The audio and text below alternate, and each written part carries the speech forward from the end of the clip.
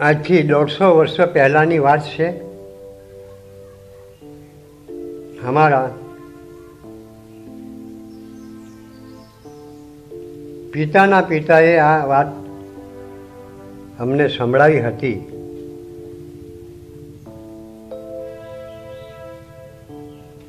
ત્યારે અમારી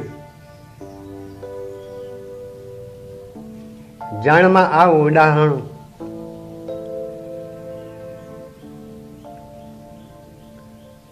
સાંભળ્યું હતું ને તે આજે પણ અમને યાદગાર છે। તો જનતાના કલ્યાણ માટે અમે તે ઉદાહરણ આજે કહી રહ્યા છીએ। એક રાજાનું નગર હતું, તેમજ એ રાજાની પ્રજા પણ હતી। તેમાં એક છોકરી સાવલિંગા કરીને નામ હતી। બહુ ખૂબસૂરત સુંદર, સૂર્યનો તેજની ઉપર ઝલકારા વાગે છે। એના રૂપની સામે નગરમાં કોઈ પણ છોકરી એવી ના મળે, એવી રૂપ સુંદરી એ કન્યા હતી। અને એમના પર તો કોઈ કુદૃષ્ટિ નગરમાં નહીં કરી શકે, કારણ કે રાજાની છોકરી ખબર પડે તો એને તરત ફાંસીના હુકમ લાગુ પડી જાય છે। પણ એક નગરમાં ધનવાન અમીરનો છોકરો પણ ખૂબ સુરત, ખૂબ સુંદર, સાવલિંગાના રૂપની અંદર રૂપ એનું ભળી જાય એવું રૂપ હતું। તે છોકરો પણ ખૂબ સુંદરવાન હતો, સાવલિંગા જેટલી ઊંચાઈ અને સાવલિંગા જેટલી બોડી। એ છોકરીની સામે કોઈ વખત સમયે એની દ્રષ્ટિ પડવાથી દ્રષ્ટિ એમાં ભાગ લઈ લીધો છે। અને સાવલિંગાની પણ દ્રષ્ટિ આ છોકરા પર પડી તો એનું પણ મનને ચિત્ત એમાં લાગી ગયું। એમ કરતા કરતા દિવસો ઘણા વ્યતીત થવા લાગ્યા। પરંતુ ખાતા પીતા, ઉઠતા બેસતા એકબીજાના મન એકબીજાની સાથે એકતા થાય। રાત્રે બી એકબીજાના સપના આવે અને સપનાની અંદર સાક્ષાત્કાર બેસી અને સુંદર આનંદ મંગળથી વાતચીત કરતા હોય। તો એમ કરતા કરતા કરતા કરતા સદૈવ તે વિચાર કર્યો છે કે હવે આમાંથી કઈ રીતના કયો રસ્તો કાઢવો કે જેથી અમારા જ બેવના મન એકતા થયા, ચિત્ત બેવના એકતા થયા, સુરતા બેવની એકઠી થઈ ગઈ। તો હવે આ છોકરી સાથે મારે કઈ રીતના સંસાર માટે સદૈવ વિચાર કરવા લાગ્યો કે એક તો રાજા છે, કાલે ઉઠીને ખબર પડી જાય તો મને ઉગમણી ભાગોને ગરદન માર દે, મને ફાંસીએ ચડાવી દે, તરત મારો ફેસલો કરી દે, ચાહે તો નગરમાંથી મને મિટી કરી દે। તો એમ કરતા કરતા સમય એવો આવ્યો ને સમયની અંદર બે એકતા થઈને વાતો કરે છે કે આપણે શું કરીએ। એકબીજાની સુરતા ભેગી તો થઈ જશે, એકબીજાનું ચિત્ત લાગી ગયું અને એકબીજાના મન પણ એકતા થઈ જશે। રાત્રે બે મળે છે, બેસીને વાતચીત કરે છે। તો હવે શું આપણે કરીએ, આમાંથી કોઈ રસ્તો કાઢવો પડવાનો। જો નગરમાં રહીને આપણે બેવને આ વિશે જો પ્રેમ સંબંધો જોડાય તો રાજાને ખબર પડતા આપણને બેવને ફાંસીએ ચડાવી દેશે। તો કહો હવે તમે કન્યા શું કરશો? તો સાવલિંગા કહેવા લાગી કે તમે જે કરો તે હું કબૂલ કરનાર છું। તો આપણે એવું કામ કરીએ કે આ નગર છોડીને આપણે બીજા ગામ ગમત્રે કોઈ શહેરોમાં ચાલ્યા જઈએ તો કદાચ આપણાથી બચી શકાય અને આપણે બે એકતા રહીને સંસાર માંડી શકીએ છીએ. આવી વાતચીત કરી અને નક્કી કરી અમુક ટાઈમની ઉપર બપોર પછીનો 1-2 સમય હતો અને એકતા થયા અને વાતચીત કરવા લાગ્યા છે કે ચાલો આપણે બેવ આ નગરમાંથી ચાલ્યા જઈએ. તો 3-4 ગાળા પર સાંજના નગર છોડીને ચાલ્યા ગયા. ઝડપે ચાલતા, મતલબ આગળ જતા ઓછામાં ઓછી સાંજે સંધ્યા કાળ થવા આવ્યો, દિવસ બુડવાની ટાઈમ આવ્યો. ગામના પાદળ પર એક મંદિર હતું મોટું ભવ્ય મહાદેવનું.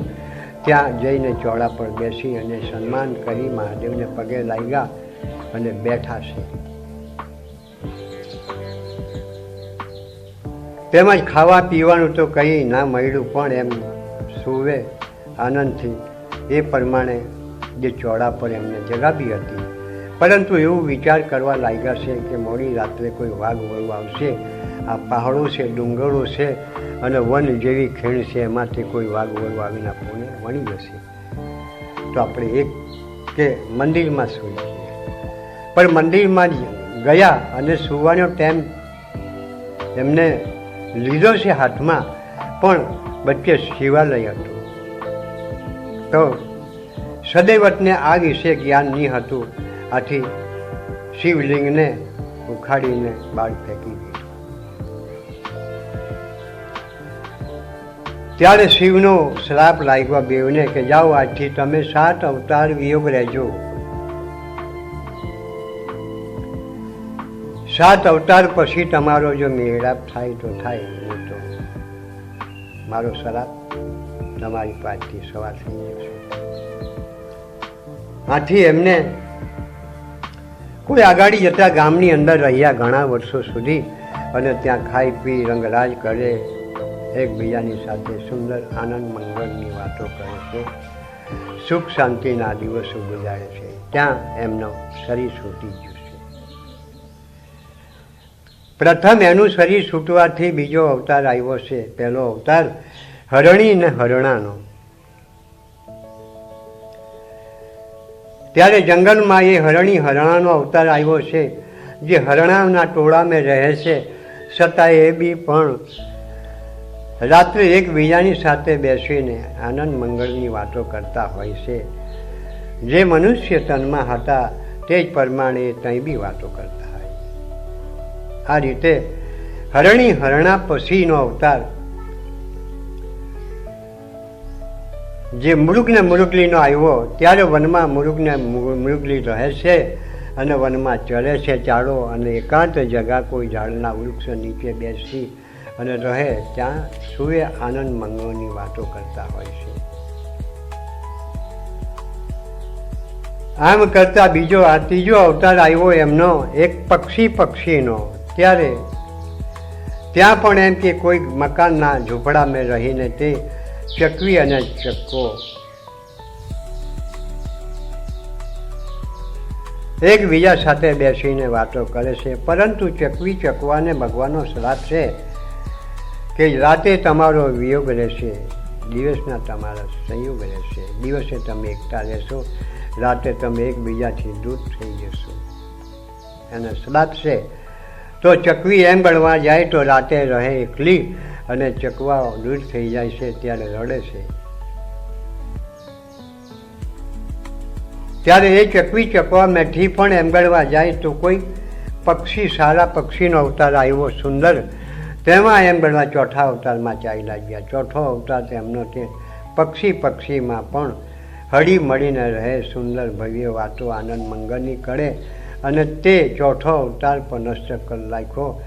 કોઈ એક બીજો અવતાર, પાંચમો અવતાર આવ્યો મોર ને મોરલીનો, તેમાં પણ એમ જતો આનંદ મંગળ સુંદર જીવન જીવતા હોય છે. એકબીજાની સાથે બેસીને એકબીજાની સાથે ચાળો ચડે અને ફરે હરે અને ઝાડુ પર બેસે છે. 5મો અવતાર પૂરો થયો. 6થો અવતાર આવ્યો એક સાપ શરણી નાગ અને નાગણનો. ત્યારે એ નાગ જંગલમાં મણી મૂકીને રાત્રે ચડે છે. બીપ સાપ અને નાગણ ત્યારે જંગલમાં પડી રહે છે. ત્યાં કોઈ એમ બળવા જાય તો હરણ કરનાર માણસ શિકારી આવી અને તેમાં પણ તેને મારી નાખ્યા છે. અને આ 7મો અવતાર આવે છે એનો હંસ. 6થો અવતાર આવે છે હંસ ને હંસલીનો. ત્યારે દરિયાના ખીણ પર રહે છે. દરિયાની રેતીના ખીણમાં રહીને જે મોતીનો ચાળો ચડે એકબીજાની સાથે બેસીને આનંદ મંગળની વાતો કરતા હોય છે. સુંદર જીવન જીવતા એકબીજાની સાથ વિના ચાલતું નથી. તેમ કરતાં કરતાં હંસ ને હંસલીમાંથી એ 7મો અવતાર આવ્યો વાંદરી અને વાંદરાનો. ત્યારે જંગલમાં એક ભવ્ય વન હોય છે. તેમાં ભલા મોટા મોટા મોટા વૃક્ષો તેના વનફળો લાગીને ઝૂમી રહેલા તે વનફળો ખાઈને એ રહે છે. પરંતુ પાણી પીવાની સગવડ ન હોવાથી વાંદરી વાંદરાએ એક વનની અંદર વાવડી હતી. એ વાવડીને ત્યાં જોઈ અને વાવડીની અંદર પાણી પીને એના ટોળા પર આનંદ મંગળ કરતા હોય છે. હવે એ વાવડીના ટોળાની બાજુ પર એક વન હતો, ઉપર ઝૂમી રહ્યો હતો ગમગોર. તેના પર દેવ બેસે અને વનના ટેટા ખાય અને ત્યાં દિવસો ગુજારતા હોય છે. મનુષ્ય તનમાં હતા તે જ પ્રમાણે વાતચીત કરી અને દેવ આનંદ મંગળ થઈ જાય. સુખ શાંતિના દિવસો વાંદરા વાંદરીમાં ગુજારતા હોય છે. ત્યારે મોડી રાત્રિએ એમ એક પશુ બોલ્યું એવું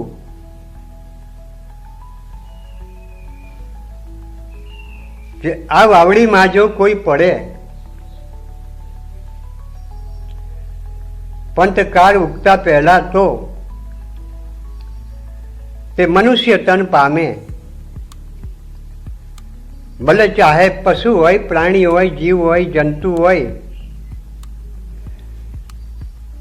સાપ હોય, હરણી હોય, મૃગ હોય, વાનર હોય, કોઈ બી હોય, તો આ વાવડીમાં પડે તો મનુષ્ય તન પામે છે. તો વાંદરીએ સાંભળી લીધું છે કે આકાશવાણી થઈ છે કોઈ પશુએ, તો સત્ય છે. માટે પંથકાર ઉગતા પહેલા આ વાવડી મેં પડી જાય તે મનુષ્ય તન પામે છે.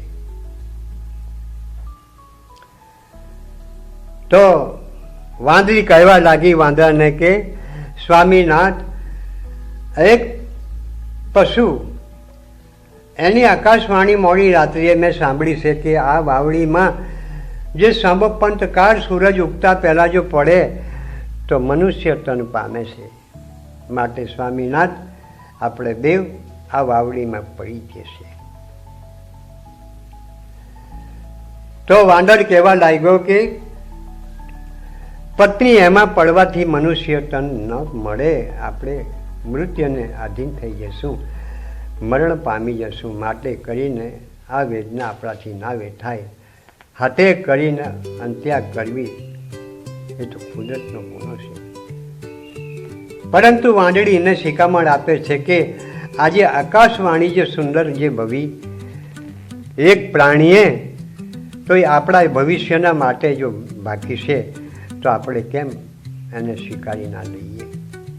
માટે સ્વામીનાથ, પંથકાળ ઉગવાની તૈયારી છે, ચાલો દેવ પડીએ આપણે. તો વાંદર કૂદીને આ ડાળ પરથી પેલી ડાળ પર જાય ને પેલી ડાળ પરથી પેલી ડાળ પર જાય કે હરે પત્ની, તારું કહેવું ખોટું છે, હું સાચું નહીં માનું. તો વાંદળી પંથકાર ઉગતા પહેલા એ વાવમાં પડી જઈ. ત્યારે 16 વર્ષની સુંદરી જેનો રૂપનો સીમા ના રહી, રૂપનો અંબાર, જેને જોવાથી કોઈ પણ આંધળા માણસની પણ દ્રષ્ટિ એવી પડી જાય, એવી એ સુંદર કન્યા બની ગઈ. ઇન્દ્રની અપ્સરા શું કરે એની આગાહી, એવું રૂપ ધારણ કરી અને એ વાવના ટોળા પર બેઠી છે. હવે વાંદર કૂદે આ ડાળ પરથી પેલી ડાળ પર ને પેલી ડાળ પરથી પેલી ડાળ પર જાય અને અંદર પડવાની તૈયારી કરે છે. ત્યારે એ પત્ની બોલી છે કે સ્વામીનાથ, હવે જો પડશો તો પ્રાણ તમારો જશે, કારણ કે સાંભો પંથકાળ ઉગી ગયો છે. અમે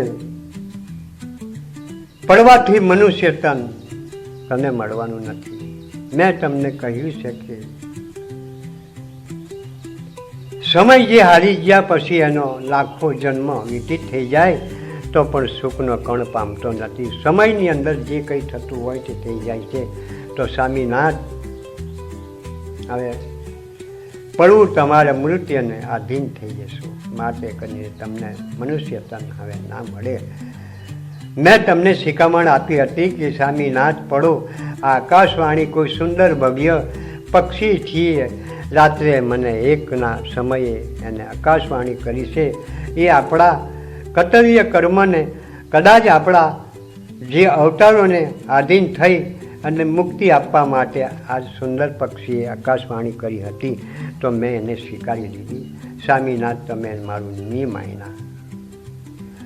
તો વાનર અડફટ મૂકીને કૂદાકૂદ કરે છે પડવા માટે. ત્યારે પત્ની ના પાડે છે કે સ્વામીનાથ, પડશો નહીં. સાંભો પંથકાળ ઉગી ગયો, હવે પડશો તો મરી જશો, તમારો જાન જશે.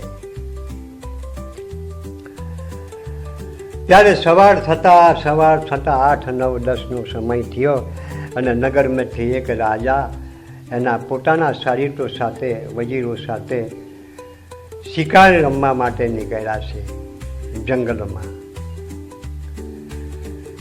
એ વાવડી અને જંગલ જેનો ભવ્ય હતો, રાજાના નગરથી ઘણો દૂર હતો, ત્યાં રાજા શિકાર કરવા માટે જઈ રહ્યો છે.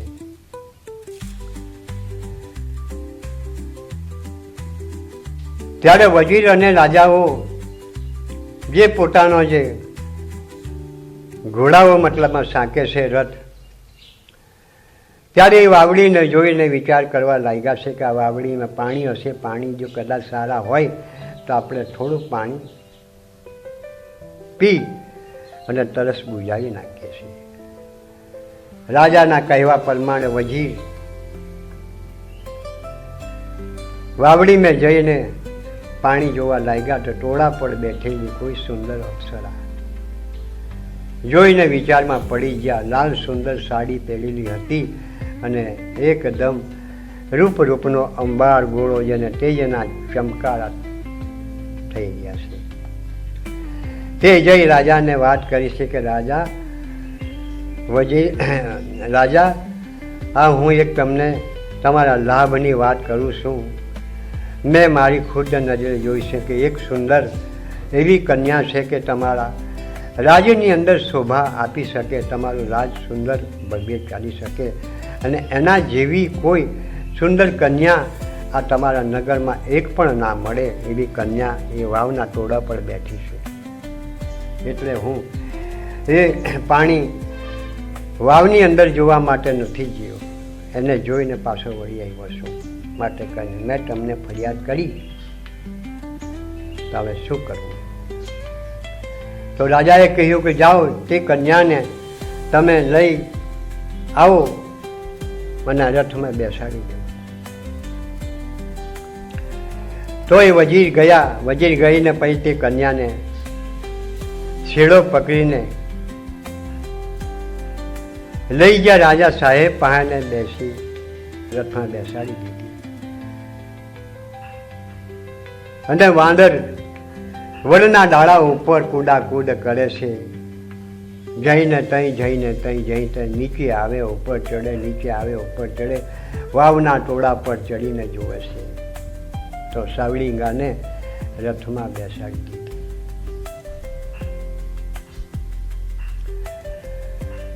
ત્યારે રાજાએ રથ હાંકી મૂક્યો કે આપણે શિકાર કરવા તો કાલે જઈશું, પણ આજે આપણે આ કન્યાને આપણા નગરમાં લઈ છીએ. રથ પાછો વાળી મૂક્યો.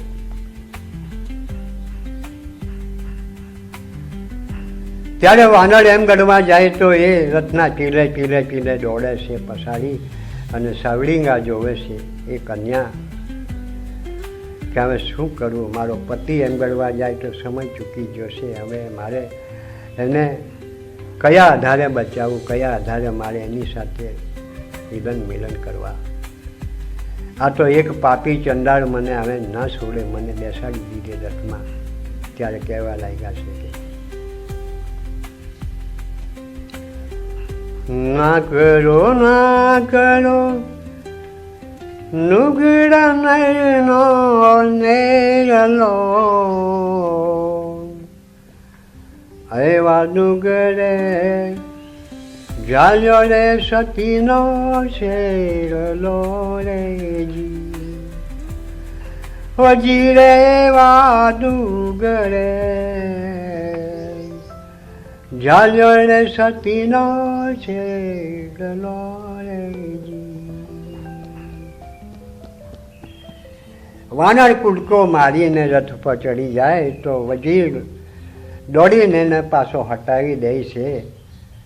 એમ કરતાં કરતાં કરતાં રાજાએ રથનગરના અંદર લઈ આવ્યો. દરબારમાં એ છોકરીને ઉતારી રથ છોડી પાડ્યો અને વાનર બાજુ પર જે કઈ વૃક્ષોનું ઝાડ હતું તેના પર કૂદકો મારી ચડી ગયો છે. તો પેલી છોકરીએ રાજાને કીધું કે રાજા, ભલે તમે મને લઈ આવ્યા તો મને દુઃખ નથી, પણ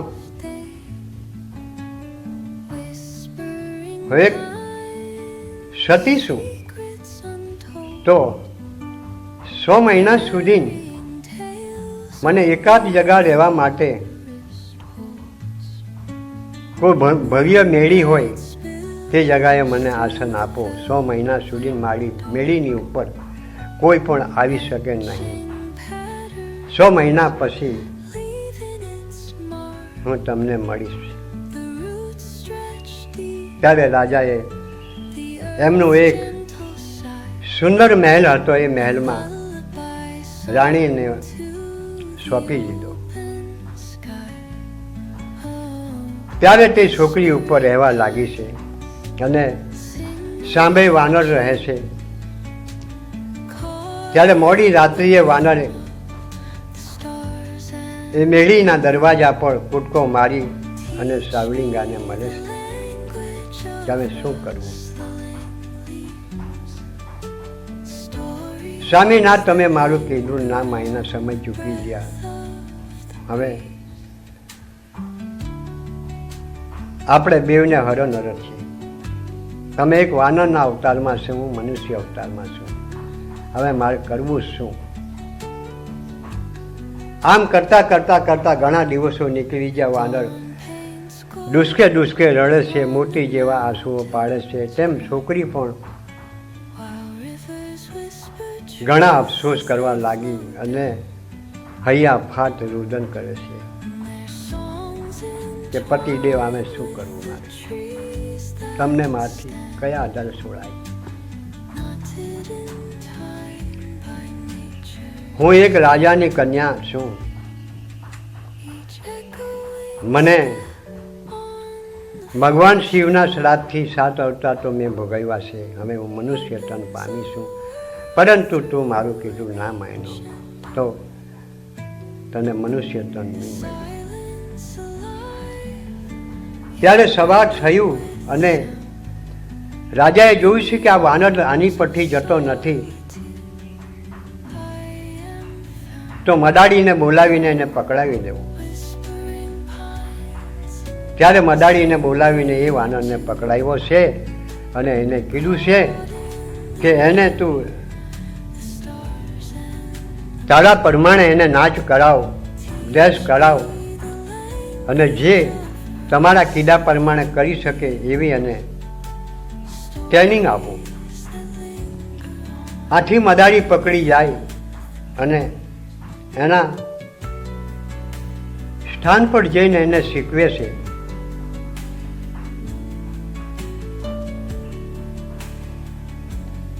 આમ કરતા કરતા કરતા કરતા કરતા કરતા કરતા વાનર મદારીના કહેવા પ્રમાણે ચાલવા લાગ્યો છે, નાચ પણ કરવા લાગ્યો છે. ત્યારે રાજાનું કહેવું એમ હતું કે એ જ્યારે બરાબર તમે એને શીખવો અને બરાબર એને તમારા કીધા ચાલે એવો થઈ જાય તો પ્રથમ એને નાચ દેશ મારા સભાની અંદર ચોક છે, ચોકમાં તમારે કરવું. ત્યારે મદારી એ વાનરને લઈને પાછો રાજાના દરબારમાં આવી અને રાજાને કહેવા લાગ્યો છે કે વાનર અમે કેળવ્યો છે, અમારા કીધા પ્રમાણે બધું કરી શકે છે, નાચે છે, જે પ્રમાણે કહીએ તે પ્રમાણે કરે છે. ત્યારે એમ મળવા જાય તો નાચ દસ કરાવવા લાગ્યો છે કે ચાલ ખભે લાકડી મૂક અને ચાલ. રાજા સાહેબને પગે લાગ, ઉપર છોકરી છે એ છોકરીને પગે લાગ, તો વાનર પગે લાગતો નથી. સવલિંગા ઉપરથી રડે છે, ડુસકે ડુસકે ડુસકે ડુસકે કે મારી અડપ રાખી મને કેવી રીતના પગે લાગે. રાજાને પગે લાગવાનું કહેતો તે પણ રાજાને પગે લાગતો નથી અને એમનું મોડું પલટાવીને એમનો ફળી જાય ને ઉપરથી એને ધોધ માર મડાડી માર મારે છે. ત્યારે ઉપર કન્યા મતલબ બોલે છે, લાવજો રે લાવજો મારો નવા શેળો જો ને હાર રે, મારા મનના એ માનેલા મોતીરા ના મળ્યા રે. હોજી રે મારા મનના માનેલા મોતીરા ના મળ્યા રેજી. જાજો રે જાજો કોઈ વન ને પરદેશ રે,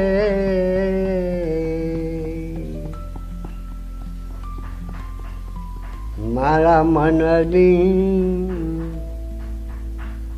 ઈચ્છા કદી ન પાર થઈ રેજી. હોજી રે મારા મનના માનેલા મોતીરા ન મળ્યા રેજી. હોજી રે મારા મનના માનેલા મોતીરા ન મળ્યા રેજી. આવું જાણીને છોકરીએ એના ગળા મેં અઢી ગાદીનો હાર રાજાએ આપેલો તે વિચાર કરીને એને તોડીને જે મદારી ખેલ કરતો હતો તેની બાજુ મેં એના સામે ફેંકી દીધો. એના મોતીઓ બધા વેરાઈ ગયા છે. તૂટ્યો રે તૂટ્યો મારો નવો શેળો જોડે હાર રે,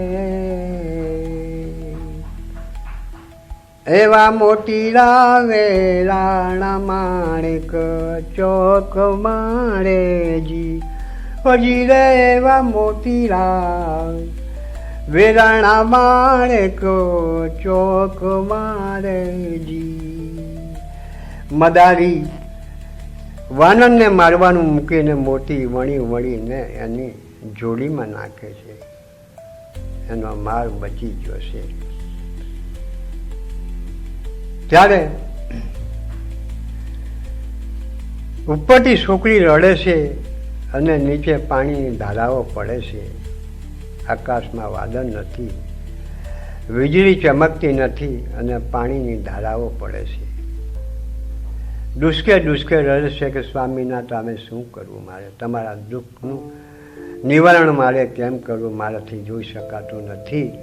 માટે કરીને હવે હું આપત્તિના રસ્તા પર જઈ શકું, પણ હું કરું સ્વામીનાથ? જો હું પડું તો હું મરણ પામી અને હું કોઈ બીજા જન્મમાં ચાલી જાઉં, પરંતુ તમે રહી જાઓ અહીં, એટલે મારાથી પડી શકાતું નથી. રાજા કહેવા લાગ્યા કે કેમ વાનર તમારો મતલબમાં નાચ કરતો નથી, તમારા કીધા પ્રમાણે જે બી કંઈ કરવું હોય તે કરતો નથી, એનું કારણ શું? રાજા પણ ખુદે જાણી ગયો છે કે આ વાનર કયા કયા કારણે મને સન્માન નથી કરતો, કયા કારણે ઉપર છોકરીને મેળી પર સન્માન નથી કરતો.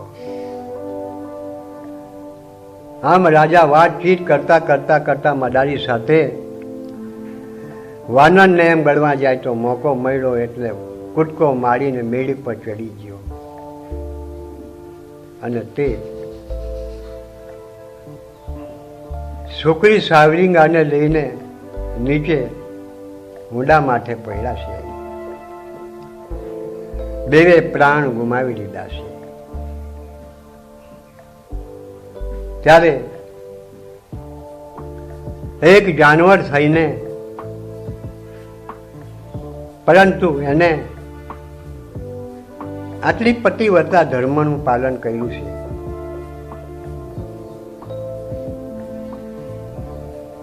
જેને મહાદેવના મંદિરમાં જઈને સહવાસ કરવાથી મહાદેવના શ્રાપથી 7 અવતાર એમના વિયોગ કરેલા છે અને 8મો અવતાર મનુષ્યનો આવવાનો હતો.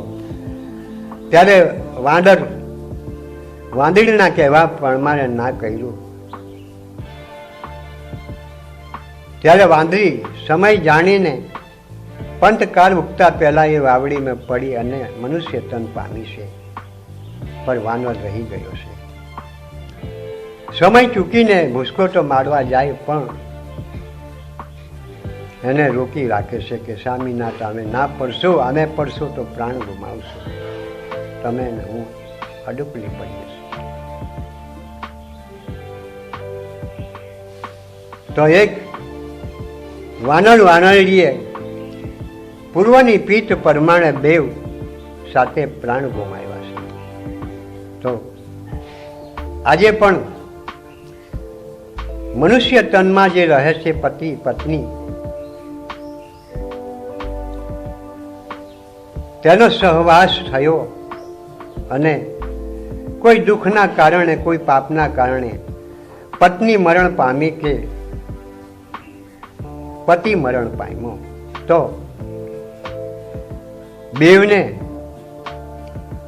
ફરી બીજા જન્મની અંદર ભેગા થવું હોય તો પત્નીને પતિ મરી ગયો છતાં એવી પણ એના દિલથી, એના મનથી માનવું જોઈએ કે મારો પતિ છે જ. તો પતિને પતિવ્રતા ધર્મ નષ્ટ ના કરવો જોઈએ. પહેલાના વખતની અંદર પતિ પછાડી પત્ની સતી થતી હતી.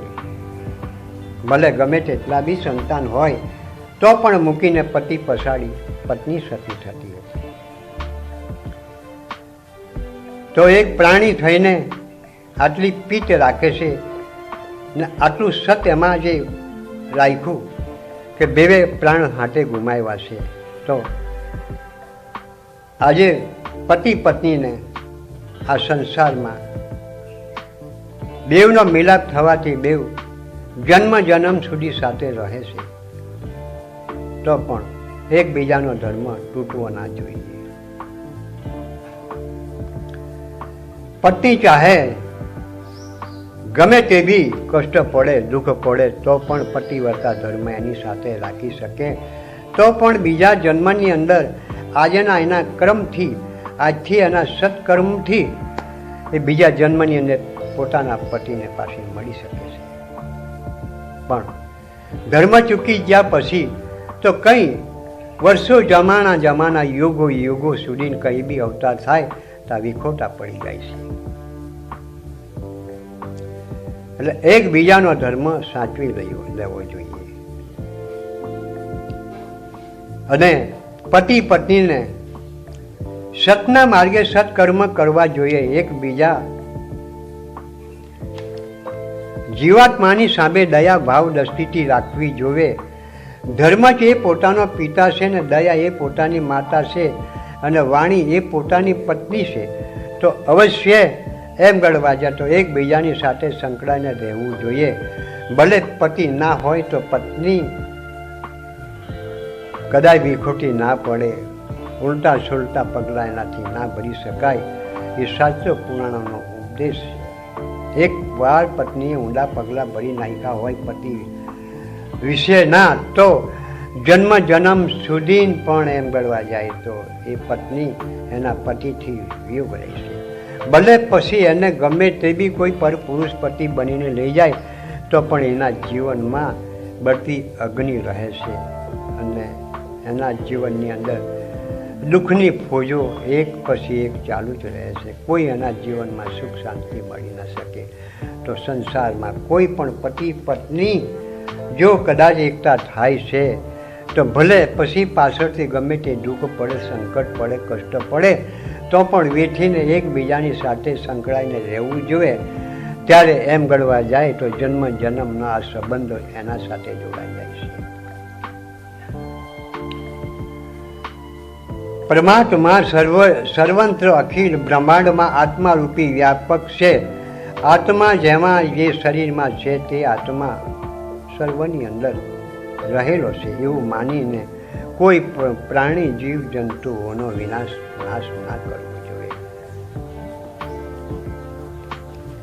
જીવનની અંદર આપણે જે કંઈક કુકર્મ જે કરી રહ્યા છે તો પણ એવા આપણા શરીરમાં જે ગુણો પ્રગટ કરેલા છે એ ગુણોના હિસાબથી હવે આવા પગલાં આપણાથી ભરી શકાય છે. તો અવશ્ય મનુષ્ય તન મળેલું છે એ પ્રભુને પ્રાપ્ત કરવા માટે.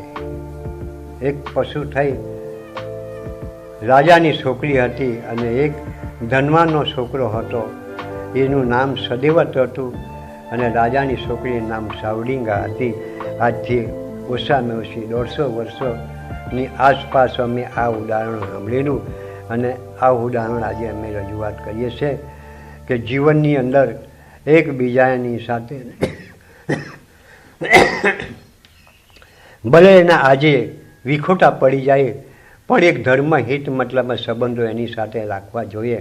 ભલે પત્ની જતી રહે તો પુરુષને કદાચ એ પત્ની છે એવા જ્ઞાન દ્વારા એમને જાણીને એને જીવન વ્યતીત કરવું જોઈએ અને જે દુઃખ સુખ મળે તે એને ભોગવી અને પર બીજા જન્મની અંદર પણ એકતા થવાના છે. માટે કરીને એક પત્ની આ જન્મની અંદર આજે જે મળી છે એ જન્મ જન્મ તક જहाँ भी અવતાર કરોડો અરબો અવતાર લે છે યુગે યુગે જુગે જુગે તો પણ એ પત્ની એની છે તો એની સાથે જ રહે છે ને એની સાથે સુખ ભોગવી શકે છે પણ પુરુષ સાથે સુખ નહીં ભોગવી શકે. તો અવશ્ય એમ ગણવા જાય તો આજના સમયની અંદર ઘણા કિસ્સાઓ બને છે. તેના ઉપરથી અમારા વિડીયો રજૂ કરીએ છીએ એક જનતાના સુધારણ માટે, લાંબા અર્થા માટે કે કોઈ અમારા વિડીયો જાણીને જોઈને કંઈક અંદરના 1-5 શબ્દ લઈ અને જીવનની અંદર પોતાની ભૂલ સુધારી શકે એના કારણે મારું વિડીયો રજૂઆત કરું છું. મારું નામ સનાગીરી મહારાજ, મારું ગામ આંબોલી છે.